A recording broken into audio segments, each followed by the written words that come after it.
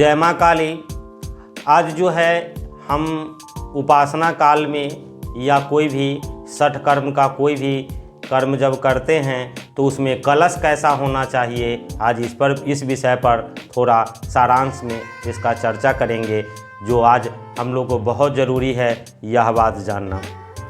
तो सबसे पहले हम शांति कर्म का लेंगे, क्योंकि शांति कर्म में जो है अति विधान है कि उसमें स्वर्ण कलश हो।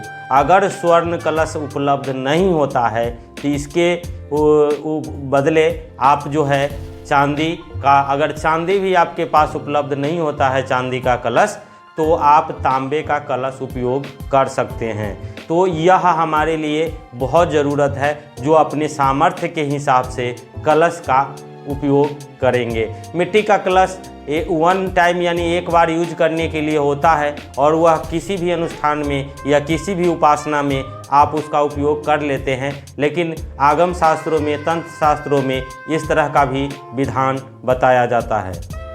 उच्चाटन और वशीकरण में तो जो है मिट्टी का ही विधान बताया गया है, यह ही बहुत सुंदर होता है और इसी का उपयोग हमें आसानी पूर्वक कर लेना चाहिए। मिट्टी का ही कर लेना चाहिए। इसमें अगर हमें मोहन कार्य के लिए जो अगर कलश लेना है तो उसमें रुपये का कलश बताया गया है, लेकिन अगर वह अभाव हो तो रुपये के कलश के उसके बदले में आप जो है तांबे और मिट्टी का कलश उपयोग में ले सकते हैं। क्रूर कर्मों में जो है वह लोहे का कलश उपयोग में लाना चाहिए। अगर लोहे का कलश आपके पास तो आसानी से मिल जाता है, तो जब भी क्रूर कर्म करें तो लोहे का ही कलश लगाना चाहिए।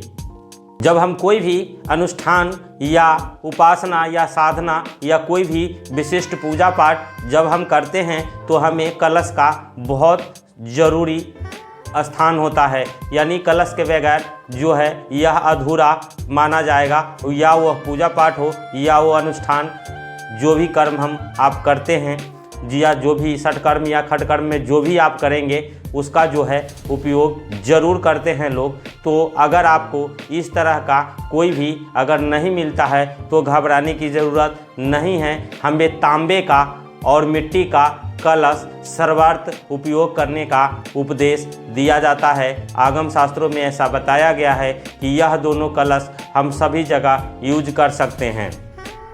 तो यह कलश जो है जब भी हम कोई अनुष्ठान करते हैं तो कलश की प्राथमिकता ज़रूर होता है। तो इसीलिए आज के इस वीडियो में हम आपको इतना ही बताने वाले थे। तो नेक्स्ट वीडियो में फिर मिलेंगे। जय माँ काली।